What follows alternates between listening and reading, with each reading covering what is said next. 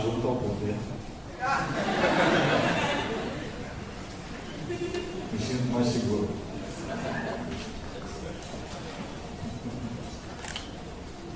Eu quero agradecer aos colegas o convite. Agradecer antecipadamente a presença de todos vocês. Me sinto, de fato, honrado, orgulhoso de estar participando do terceiro seminário de uma pós-graduação, como foi dito pelo colega professor, está em pleno momento de consolidação.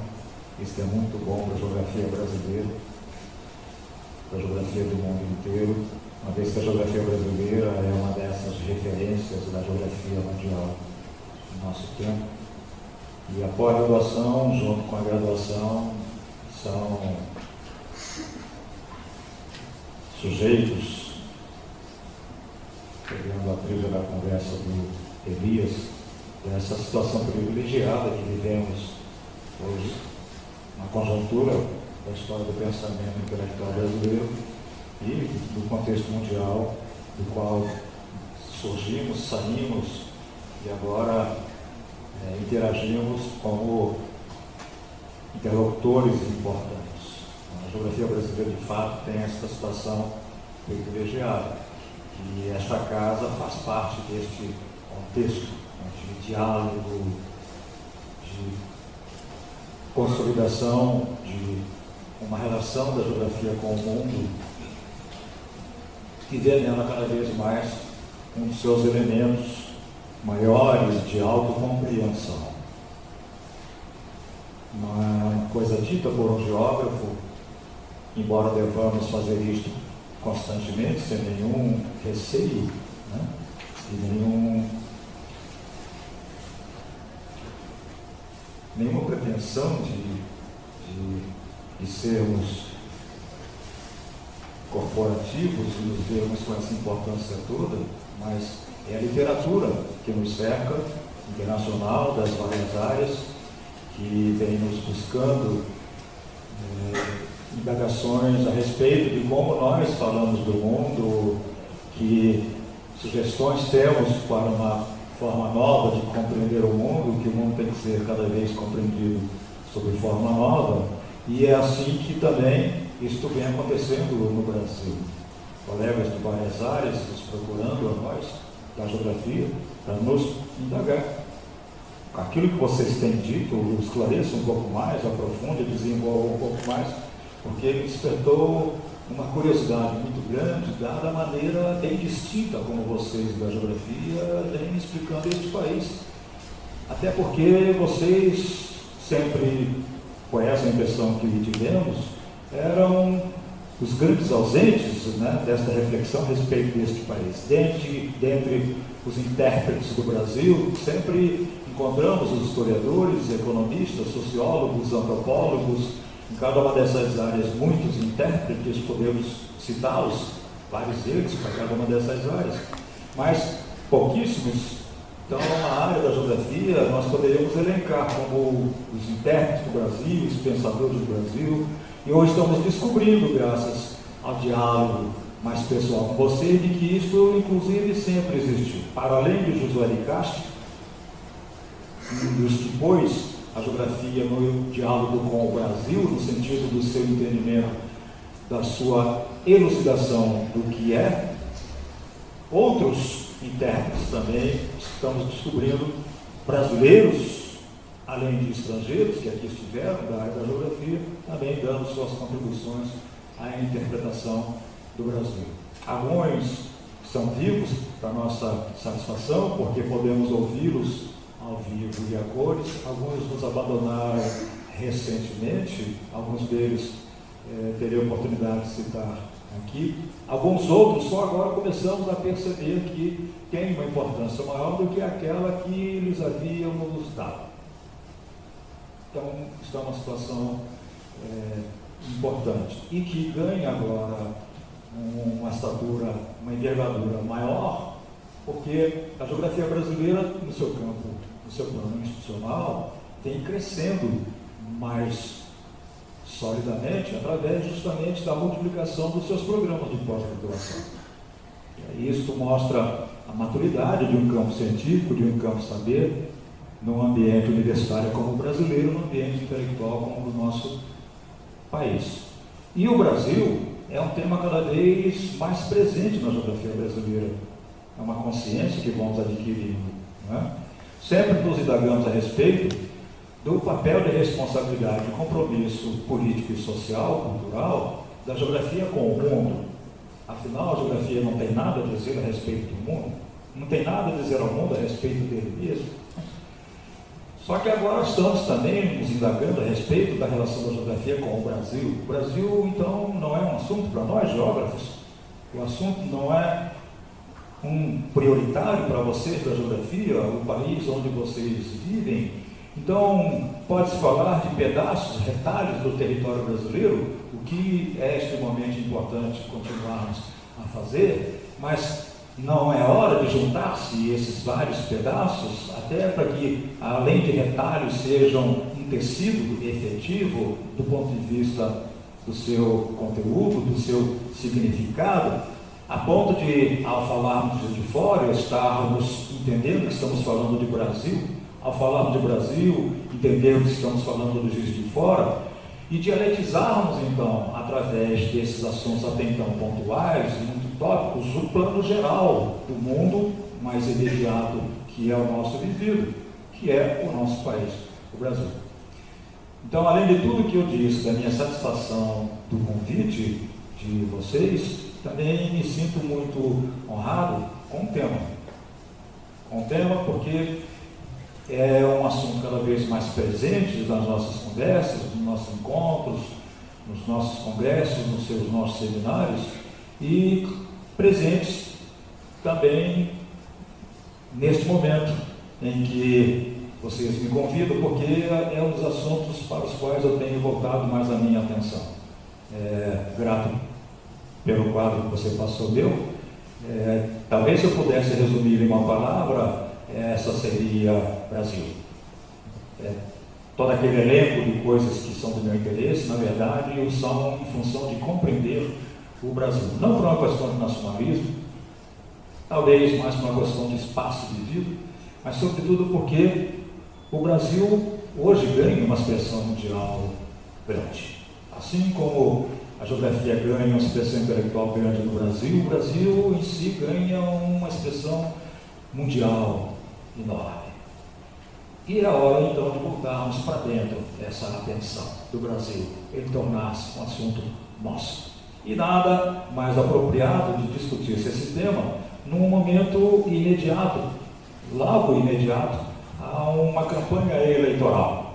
E a propósito do que se dizia aqui de uma barreira, dividirmos, colocarmos um muro separando o norte e nordeste do centro-sul, depois de ter ouvido isso, eu fiquei me preocupando. Quer dizer que então Minas Gerais vai ficar dividida ao meio. Nos mapas que foram publicados ontem, hoje, respeito, mapeando o resultado eleitoral no plano mais sintético de país, que esses mapas é que dividem o Brasil desse jeito, Minas está lá, então o centro-norte de Minas vai lá para o norte e nordeste, o centro-sul de Minas vem cá. Pois é, Rio de Janeiro é uma situação excepcional, mas não por acaso a maioria dos votos foi nulo e branco. O número foi maior do que a votação do governador eleito.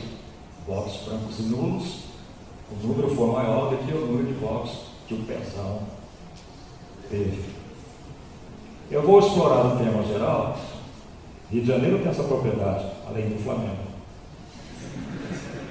Talvez por causa do Flamengo. A luz própria do Rio de Janeiro talvez venha daí,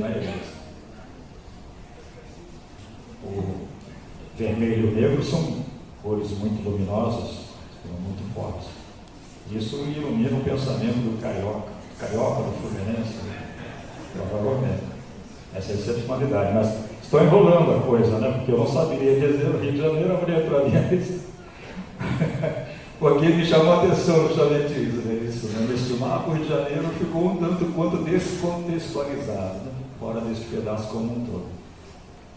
Eu vou pegar o tema geral, se vocês me permitirem, e vou pontuar a minha conversa.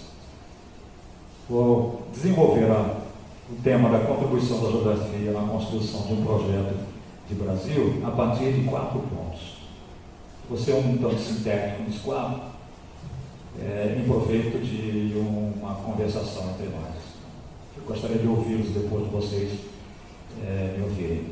O primeiro ponto é o que eu chamaria de um eixo reitor, geral, estruturante, aquele que forma, digamos, a arquitetura mais geral da relação sociedade e espaço, e então do que seria o Brasil visto e interpretado à luz de um olhar geográfico, que é este eixo que combina terra, território e Estado.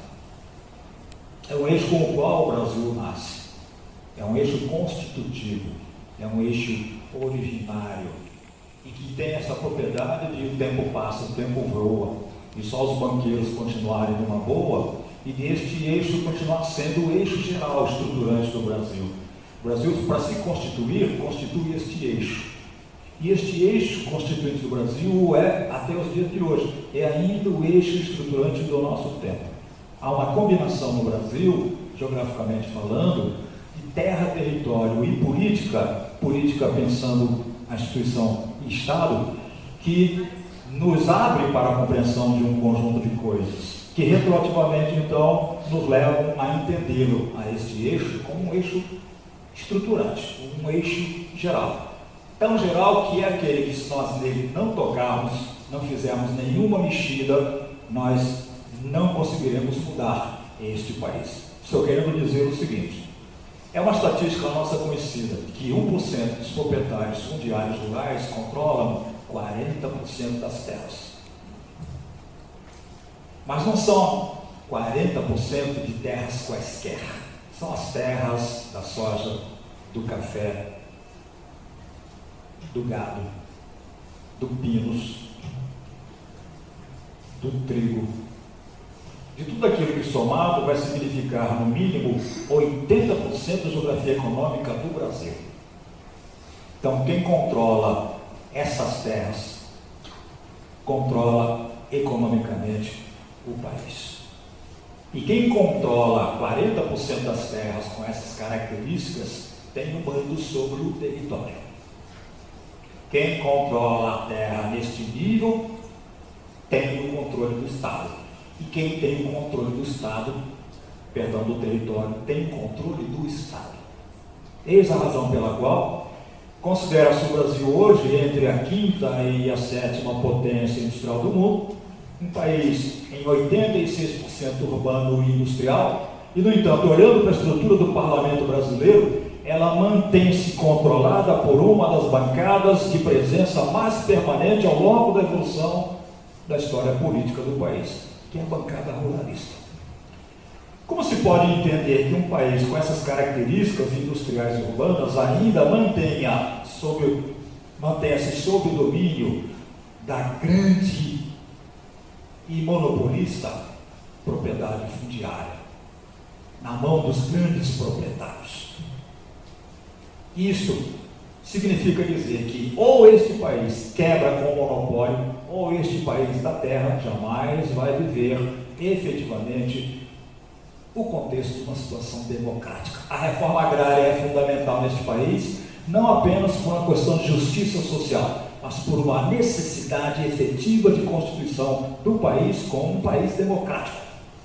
Mesmo que seja uma democracia formal, como a que nós vivemos.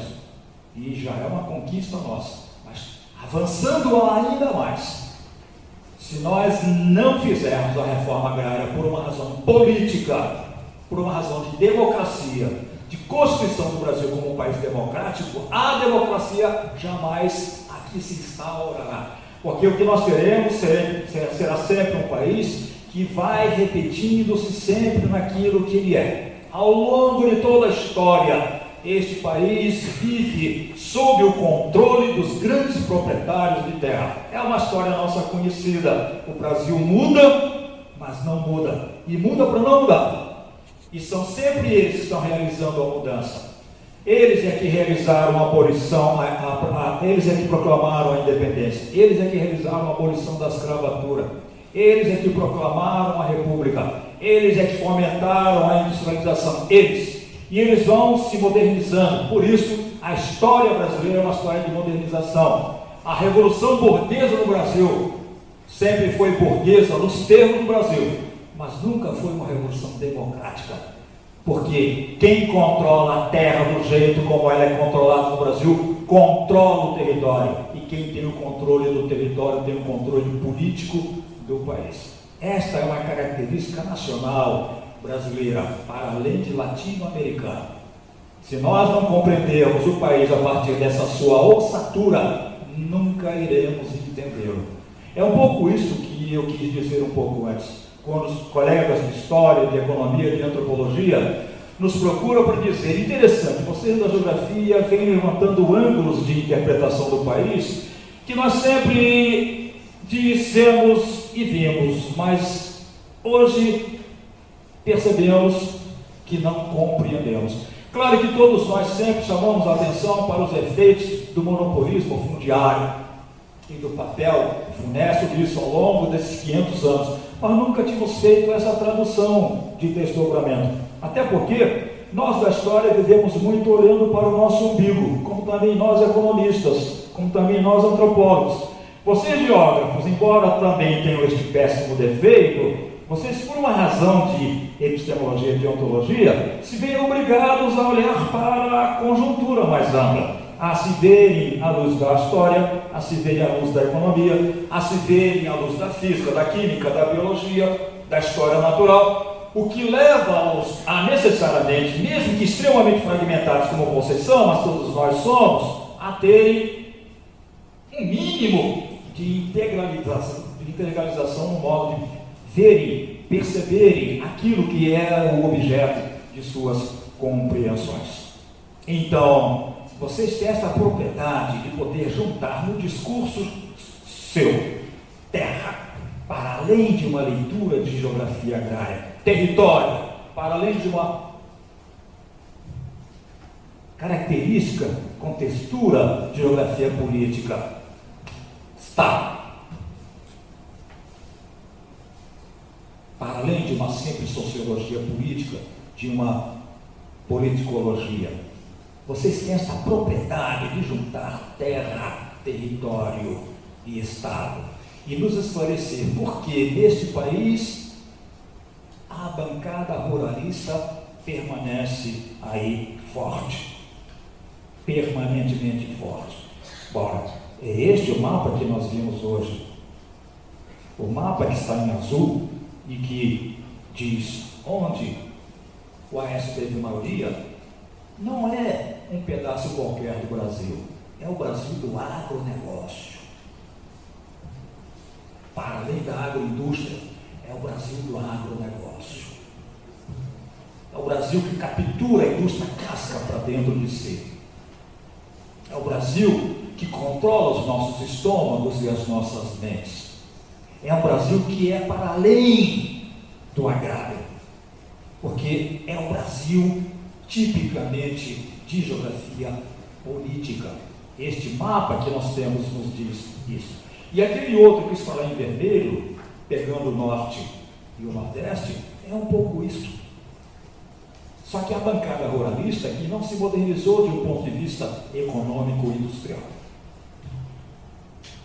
Me chamou a atenção neste mapa um aspecto. O Rio São Francisco virou um rio petista. O mapa junta, num crescendo, no sentido sul-norte, Minas, aí casa com Bahia, casa com Ceará, casa com Piauí. Ora, exatamente a área onde está se desenvolvendo o agronegócio nordestino, através da agricultura de irrigação. Não por acaso, talvez, é uma leitura a se discutir, Minas e Bahia viraram praticamente uma mesma unidade do ponto de vista da administração partidária. Coincide com o projeto de transposição das águas do São Francisco. E não por acaso se desemboca no Ceará, porque é para onde o rio Jaguaribe. Essa água será jogada e assim sucessivamente. O mapa nos diz muita coisa, para além de uma fronteira nordeste, norte e centro-sul. Mas nos diz exatamente isso, que este mapa estampa o que o Brasil é do ponto de vista estrutural, mais do que monopólio da terra. É a tradução deste monopólio do ponto de vista territorial e então do ponto de vista político. Este é o primeiro aspecto que eu gostaria de discutir com vocês. Uma boa interpretação aprofundada seria a origem disto, porque isto vem com as caravelas. O Brasil, quando é ocupado inicialmente, ele o é orientadamente através de 3 leis vindas do bolso dos governantes para cá mandados pela coroa. A lei de território, a lei de terras e a lei indigenista. A lei de território é executada pelos bandeirantes. Significava dizer desespacializar as comunidades indígenas. Para, uma vez o terreno limpado das comunidades indígenas, ele ser declarado propriedade territorial da coroa. E uma vez sendo propriedade territorial da coroa, a coroa agora distribuir este território, não mais em termos de território, mas do ponto de vista fundiário, à sua vontade, para implementar então o seu projeto de ocupar este país através de monoculturas, para os fins de agroexportação. Aí vem a lei de terras, a lei de Seis Marias, como um complemento e um aprofundamento da lei de territórios. A terra que era do índio e que é tomada ao índio, automaticamente declarada território da coroa portuguesa. E ela agora então passa a distribuí-la a esta terra, que para a coroa é território, aos colonos, para os quais ela vai vir com esta dupla característica, de ao mesmo tempo ser terra e ser território. Não por acaso a Lei de Seis Marias vem para implementar neste país o monopólio fundiário. É a grande propriedade que está surgindo. Ela é que é o objetivo da coroa. Dividir este país nas grandes propriedades em que ele ainda hoje está dividido. Propriedades maiores do que muitos países europeus. Que por isso, além de ser uma propriedade fundiária, é um domínio territorial. Coisa que os historiadores andam nos dizendo, mas que interessante, vocês estão querendo levantar a ideia de que o Brasil é uma sociedade territorial? No fundo é isso. Porque essa elite fundiária, ela manda no país por ter o controle territorial desse país. Os latifundiários, para além de latifúndio, são latiterritoriais. Eles têm o domínio lato do território nacional brasileiro.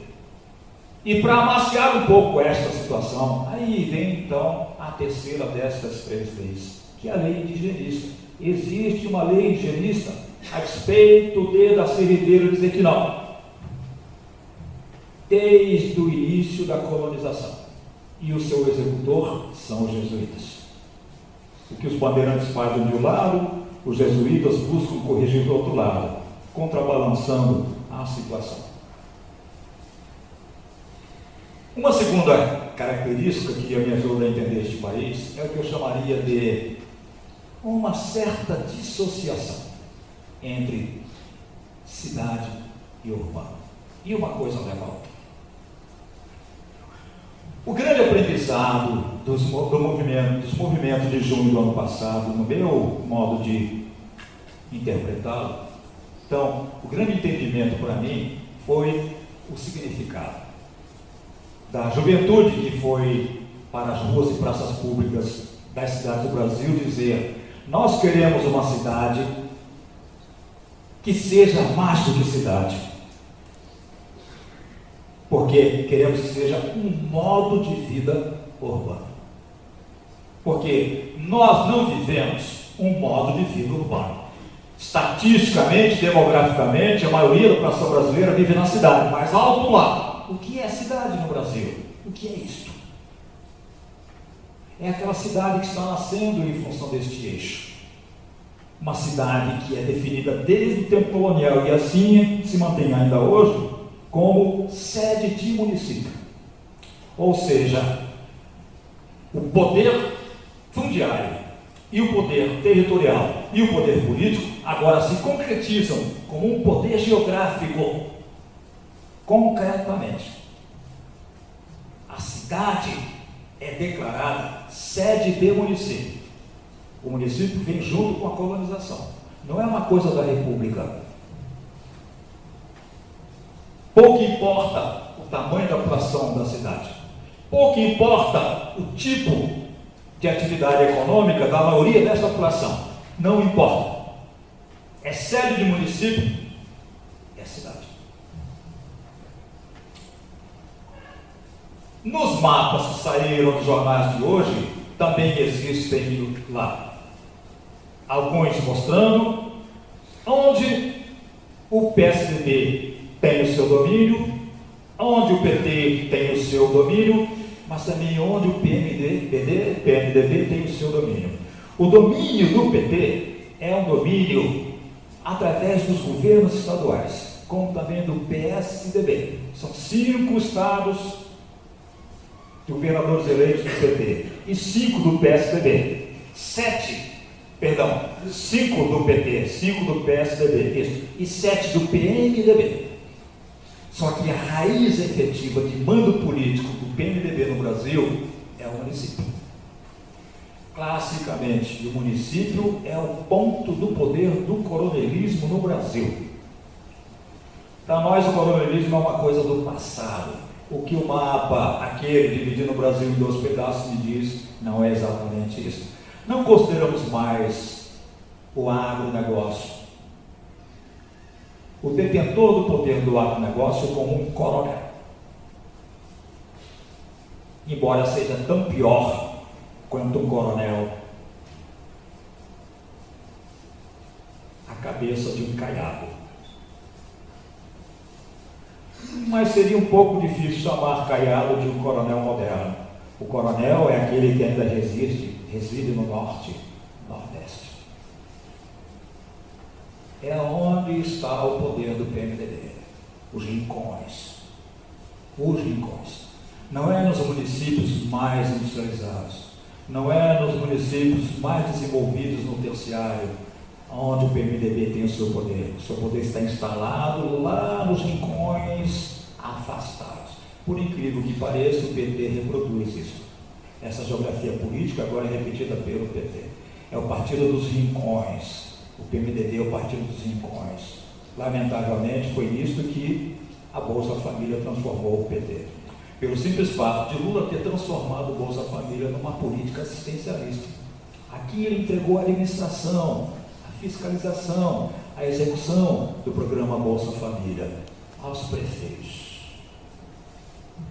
Por que aos prefeitos?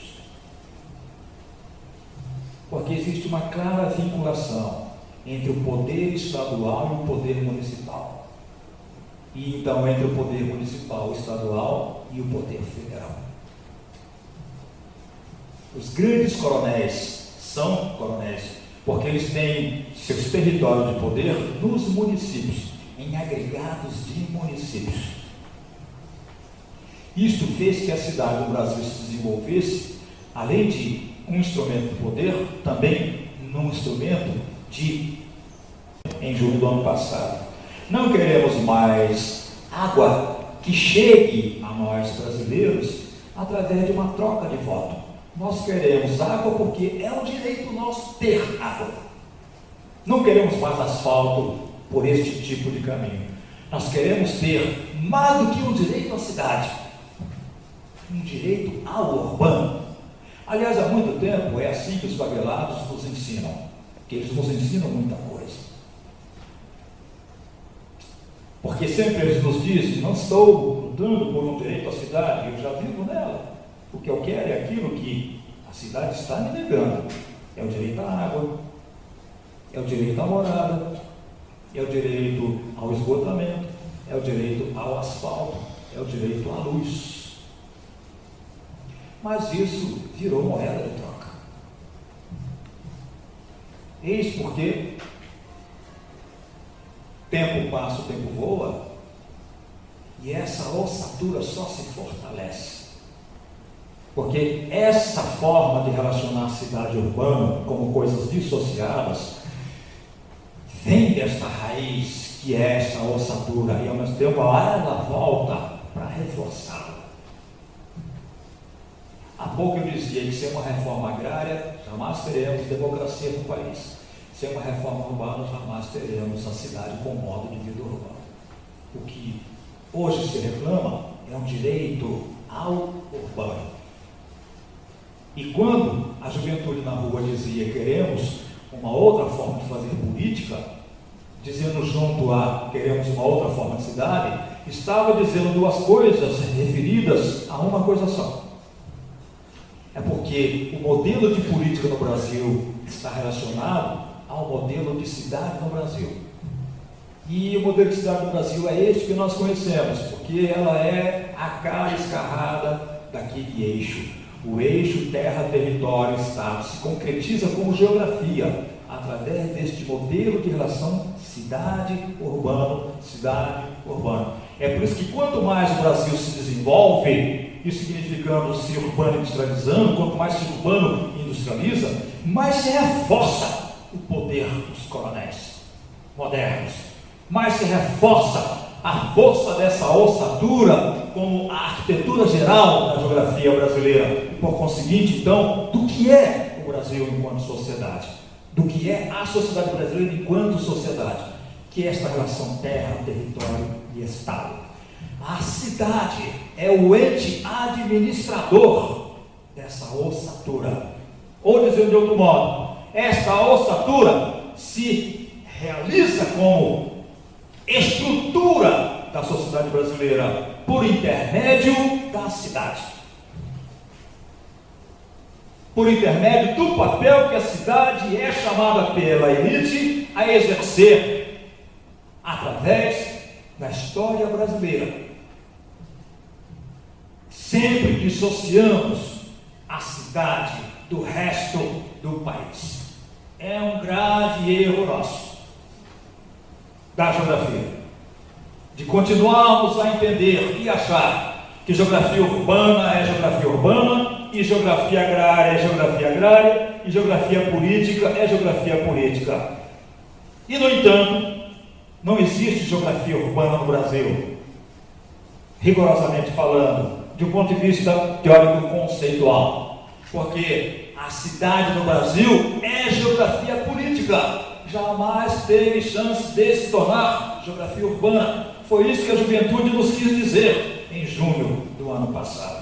É hora de a cidade do Brasil deixar de ser um fato de geografia política e politizar-se como um fato de geografia urbana. A cidade se tornando um modo de vida urbano para todos nós brasileiros. Ora, isso não se faz sem uma reforma agrária radical que quebre essa ossatura que define o que é a relação sociedade-espaço no Brasil, e então o que é estruturalmente a sociedade brasileira, que é esta interdependência entre terra, território e política. Por isso, a geografia nunca precisou ser tanto uma ciência política. Ler o agrário, sim, em termos de geografia agrária, mas para fazer a sua leitura como geografia política, porque o agrário no Brasil é geografia política antes de ser agrário. Isto vale para a geografia urbana. Uma geografia urbana, sim, lida como geografia urbana, mas para poder ser lida como geografia política, porque cidade no Brasil não tem um conteúdo definidor no campo do urbano, e sim no campo da política. É sede de município. Pouco importa o que a cidade seja do ponto de vista do saneamento básico, do ponto de vista da ocupação funcional, profissional da sua população, dos seus aparatos terciários. Cidade no Brasil não se define por estes parâmetros.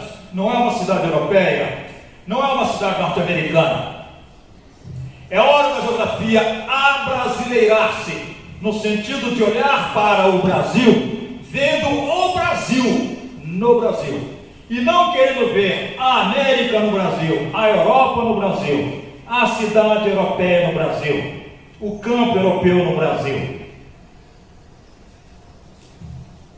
São duas características que se somam, porque uma vem originariamente da outra. Acabam evoluindo como dois eixões estruturantes da relação sociedade-espaço no Brasil. Então, do que é o Brasil em termos de geografia.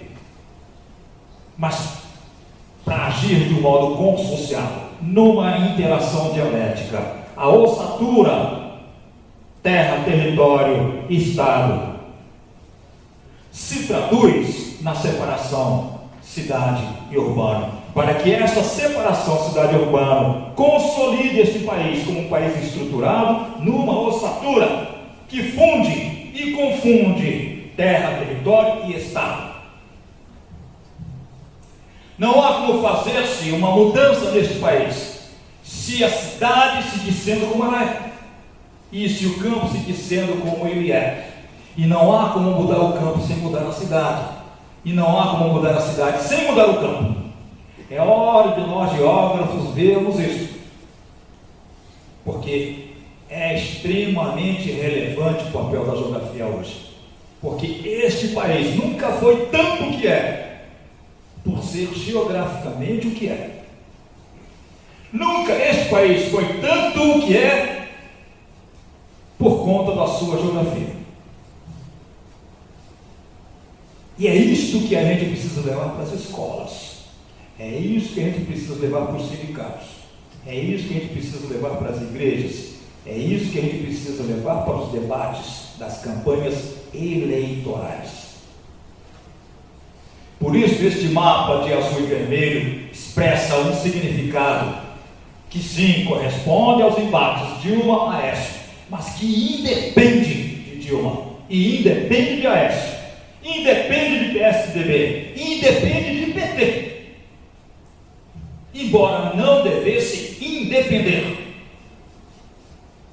sobretudo dos partidos de esquerda. E é uma obrigação da esquerda fazer uma interpretação muito séria com o apoio da ajuda da geografia dos geógrafos a respeito do que foi esta última campanha eleitoral.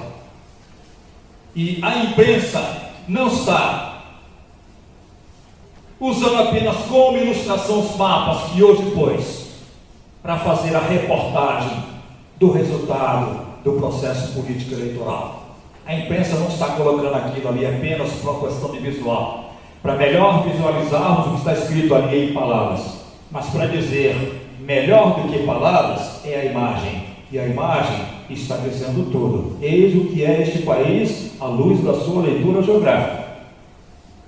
Desde que saibamos fazer a leitura geográfica deste país. Há uma terceira componente, que é o fato de, dentro do corpo desta relação sociedade-espaço, que é o conteúdo constitutivo da geografia do Brasil, existir uma natureza, se preferirem, uma geografia física, que é muito mais do que as relações contemporâneas entre o clima, o relevo e o solo, porque é um país, território e espacialmente, mais paleogeografias do que geografias contemporâneas. O Brasil é um país de paleossolos, é um país de paleovegetação, é um país de paleorrelevo, é um país tão paleo que, se nós começarmos a ler a forma da ocupação econômica dele a partir do modelo da ocupação, entenderemos por que nada deu certo até agora. Não há, já dizia o Aziz Absaber, como entender a lógica da forma como se deu a ocupação urbana da zona da mata. A região de Mar de Morros é a pior possível, a menos recomendável para o tipo de ocupação de rede urbana que a ocupou. É a mais funesta, é a mais devastadora, é a mais destruidora, porque aqui está um dos exemplos mais claros de paleos numa forma de síntese um paleossolo, que é paleorrelevo, que é paleogeologia, que é paleovegetação. O que significa dizer que a natureza, que uma vez destruída por uma forma errada de ocupação urbana, não há mais como recompor-se, não há mais como ser reconstituída. O exemplo típico é o Cerradão. Talvez o exemplo mais típico seja a Mata Amazônica, que, engano nosso, não é uma vegetação clímax, não é o que é na sua pujança por conta de um clima pujante, térmico e pluviometricamente falando, não. A Amazônia é muito mais multidiversa do que calculamos, porque ela já foi uma mata inteiriça territorialmente, ela já foi reduzida a um conjunto de ilhas, entre as quais o que havia era caatinga, cerrado, campos limpos e sujos, que avançou por entremeio das ilhas, até que essas ilhas foram crescendo de novo, se expandindo, recuperando a continuidade que nós temos nos mapas de hoje.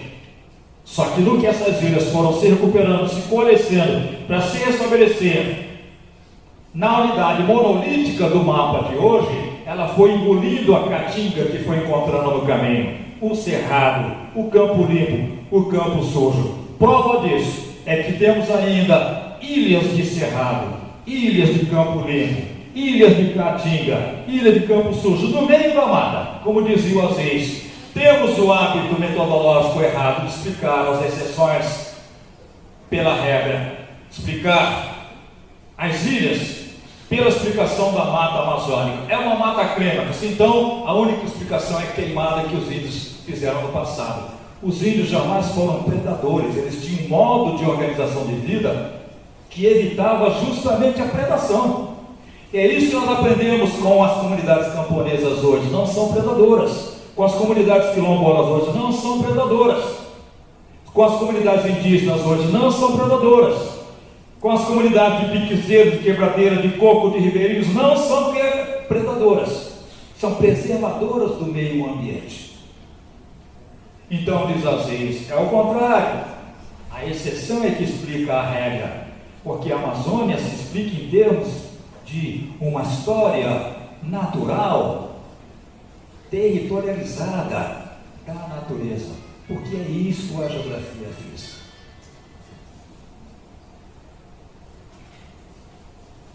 É um país de paisagens que combinam vários ontens com vários hojes, de modo que se nós derrubamos um campo de futebol na mata amazônica, é um engano nós acharmos que ela se reconstruirá, se abandonarmos depois o uso daquele pedaço de área devastada, naturalmente não se reconstituirá jamais, porque ele é um produto de um processo de história que não vai se repetir, que não é o processo de história dos dias de hoje, porque é um conteúdo interrelacional de geografias físicas, numa forma de inter-relações de geografias físicas que foi coisa do passado, não é coisa do presente. A floresta amazônica não é filha, produto do clima dos dias de hoje. O clima é tropical, o clima equatorial, a mata equatorial, em tese, em termos, mas não é exatamente assim.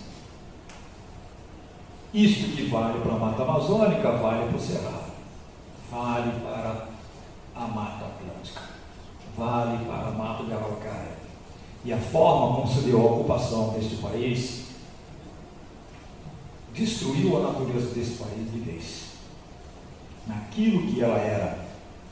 Porque não temos como voltar retroativamente à história do passado e pedir à natureza: se comporte hoje do jeito como você se comportava lá no Plioceno, lá no Pleistoceno, lá no Plio-Pleistoceno, ou então lá no Mesozoico.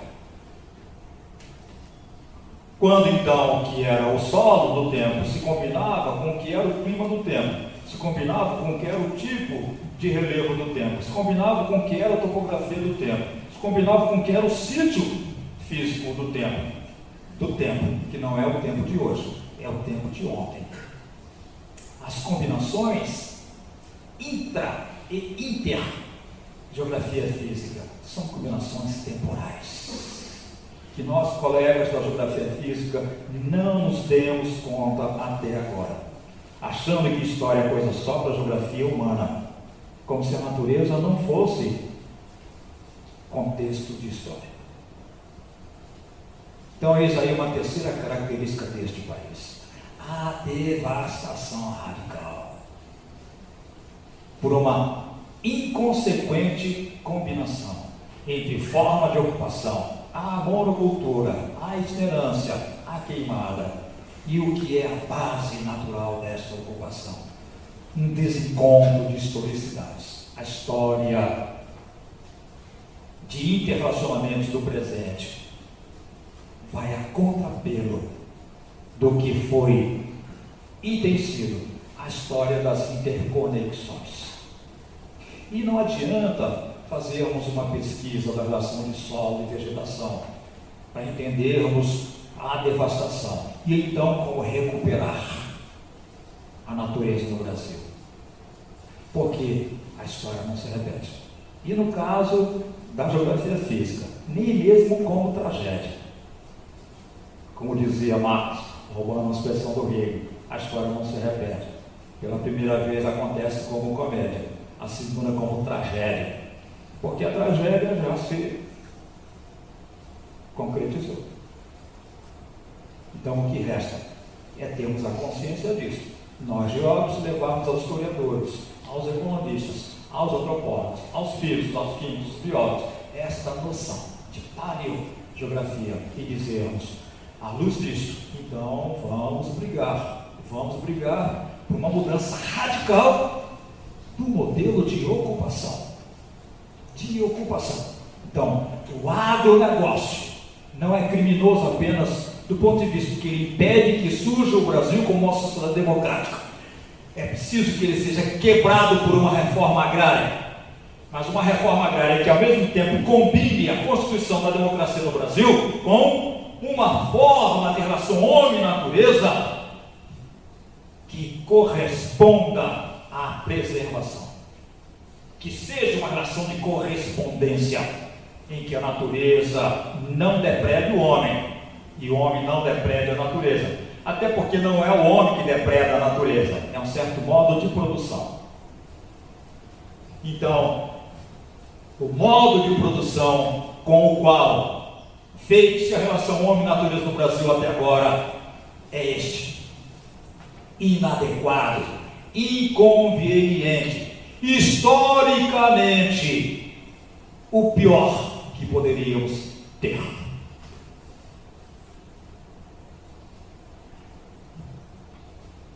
Recentemente, o parlamento brasileiro discutiu o que chamou de uma reforma do Código Florestal.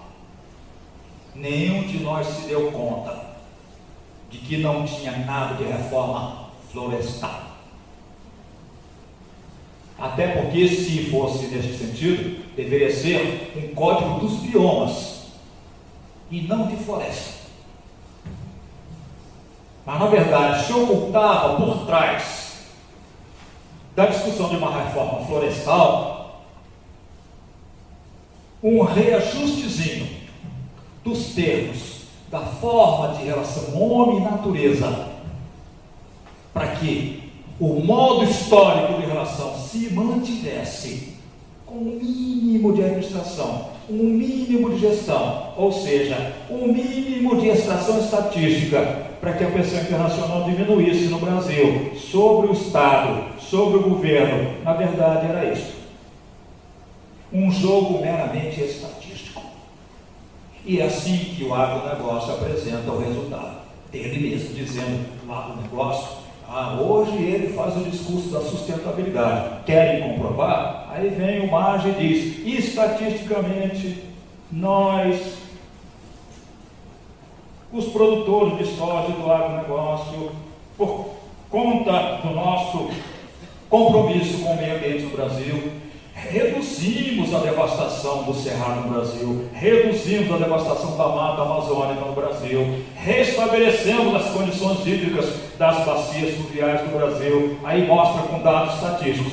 Esses dados vão para o contexto internacional. E lá fora, na ONU, os caras olham e dizem, pelo menos o Brasil está batalhando, pode ser que não esteja dando certo, mas não é uma coisa fácil também, tudo muito bem. O Brasil hoje é um dos campeões realmente da preservação ambiental. Viva o governo, viva o Estado, viva a política ambiental, viva o agronegócio.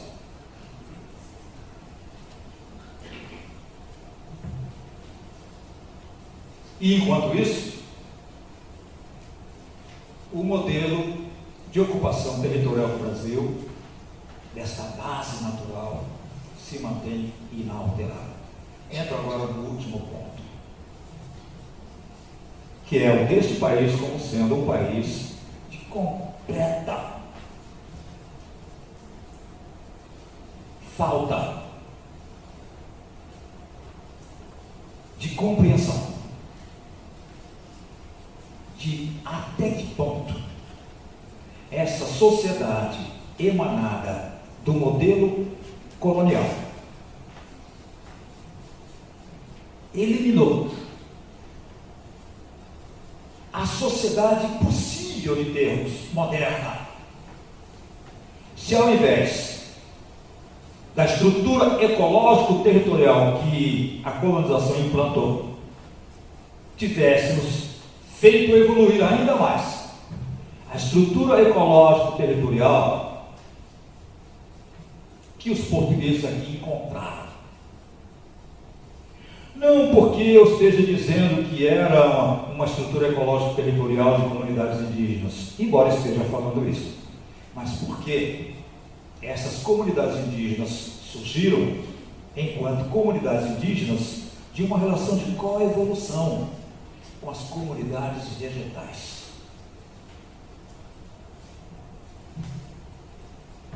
Voltando um pouquinho para trás no que eu tinha dito.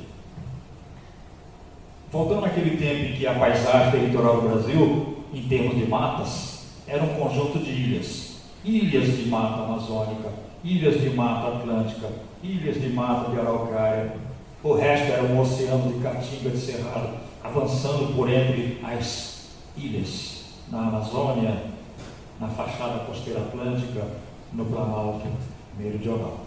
Exatamente, estamos aí no Brio Pleistoceno, passagem do terciário para o quaternário, justamente. Período da última glaciação, caminhando já para o final da glaciação, entrando no contexto de tempo do nosso tempo de história de planeta. É quando os homens vão chegando nas Américas e vão descendo América do Norte, Central, chegam na Amazônia e daí se espalham pelo Brasil.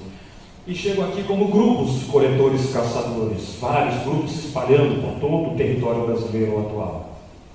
E eles não têm nenhuma dificuldade de se difundirem rapidamente, porque não existe uma mata amazônica, uma mata fechada, bloqueando a possibilidade de chegar-se à Amazônia, porque a Amazônia não era atual, era mais aberta, era de cerrado e caatinga e ilhas de floresta.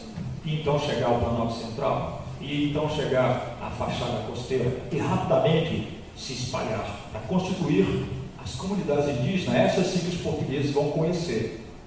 Comunidades mais desenvolvidas do que aquelas anteriores. Não mais apenas de grupos de caçadores e coletores. Nós temos um desconhecimento radical de tudo no Brasil, porque o conhecimento que nós temos é aquele que o olhar do europeu nos disse que somos. Os europeus disseram que nós somos assim em termos agrários, e ainda hoje a gente acredita nisso. Disseram que nós somos assim do ponto de vista urbano, e ainda hoje acreditamos nisso. Como disse o Aziz Absaber, não temos apenas uma visão eurocêntrica da cidade e do campo no Brasil. Temos a visão eurocêntrica do relevo brasileiro. Vemos serra no Brasil em tudo que é canto. O que menos o Brasil tem é serra, talvez só a Serra dos Pinhais. Provavelmente em uma homenagem de Deus a Minas. Porque Serra do Mar, Serra da Mantiqueira, Serra Geral, serra. Isso é o relevo europeu, transportado pelos olhos deles, virando olhos nossos sobre nosso próprio relevo.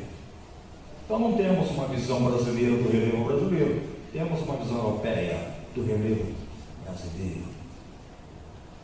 Então não temos uma visão brasileira das comunidades indígenas, no modo como elas evoluíram, aqui chegaram como comunidades e se desenvolveram como comunidades.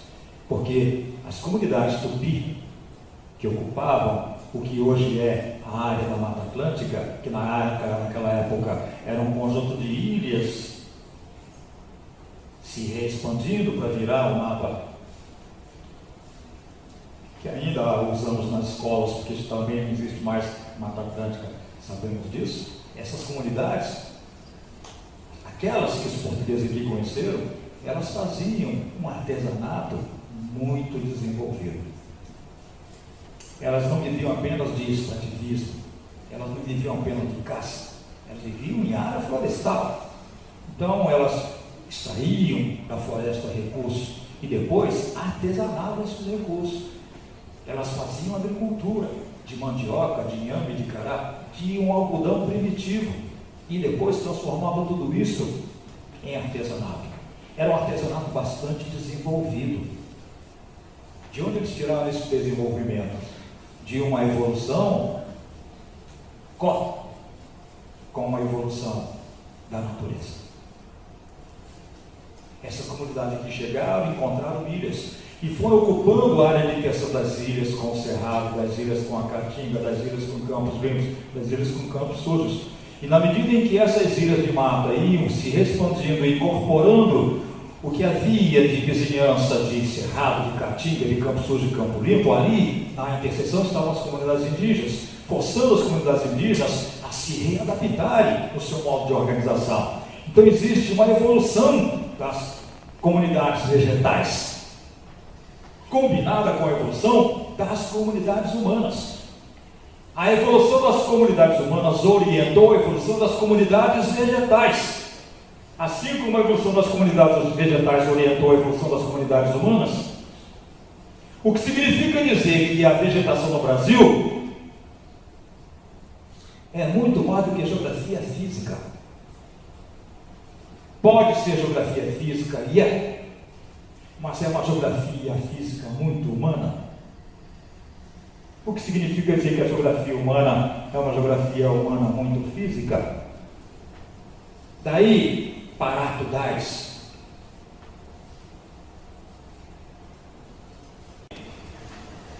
Palmeiras se desenvolvendo, disputando um mesmo pedaço de nutrição de solo. Então, contrassenso do ponto de vista da lei da biologia. E, no entanto, Minas Gerais é riquíssima, carregada de paisagens, de puriquizais, coletivos de palmeira-buriti, coletivo de arbustos para tudo, são paratudais, são puriquizais, são açaizais, são castanheirais, são produtos da interação humana dessas comunidades no seu processo evolutivo, orientando a evolução dessas comunidades vegetais. Se queremos ter uma ideia do perfil de fauna e flora de cada bioma brasileiro, ponhamos isto dentro da coevolução com o desenvolvimento das comunidades humanas. As comunidades humanas se constituíram como humanas na mesma medida em que elas foram constituindo as comunidades vegetais como comunidades vegetais. Esta relação estrutural, orgânica, porque é produto de uma coevolução, de estrutura ecológico-territorial, é o que a colonização quebrou. São 500 anos de desestruturação, não de uma geografia física, mas de uma estrutura ecológico-territorial. E é importante que comecemos a atentar para isso. Porque a chamada pesquisa de ponta A base de bioengenharia e de nanotecnologia está voltada justamente para a reconstituição disso. Ora, um tema eminentemente geográfico, ao qual a geografia prestou já certa atenção. Há textos já escritos, inclusive, sobre isso. E eu estou repetindo Aziz Absaber. Não estou falando de um produto de pesquisa pessoal minha. Tem alguma coisa de pessoal minha, mas a partir da leitura de Aziz Absaber. Este geógrafo tem uma importância extraordinária e nós não temos lido Aziz nas nossas aulas, ensinado Aziz nas nossas salas, incorporado Aziz nos nossos trabalhos de pesquisa, porque botamos na cabeça que Aziz é um geomorfólogo, sim, mas de visão integrada, assim como seu mestre Jean Tricard. Assim como Milton tem uma visão integrada a partir da geografia urbana, assim como Carlos Augusto Figueiredo tem uma visão integrada a partir da climatologia, assim como todos nós devemos ter a partir dos nossos campos de especialização.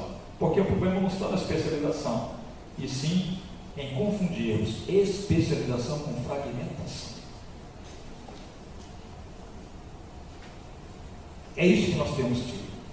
E este é o lado complicado da pós-graduação brasileira, porque ela vem com essas duas vertentes, esses dois aspectos, de nos estimular na especialização, mas não chamar atenção para o fato, olha, você é especialista, mas você não confunda com fragmentação.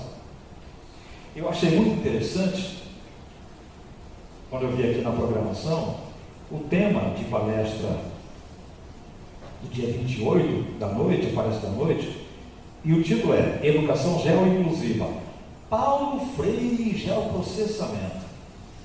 O palestrante, que foi meu professor de Geomorfologia na Universidade Federal do Rio de Janeiro, é o Jorge Xavier da Silva.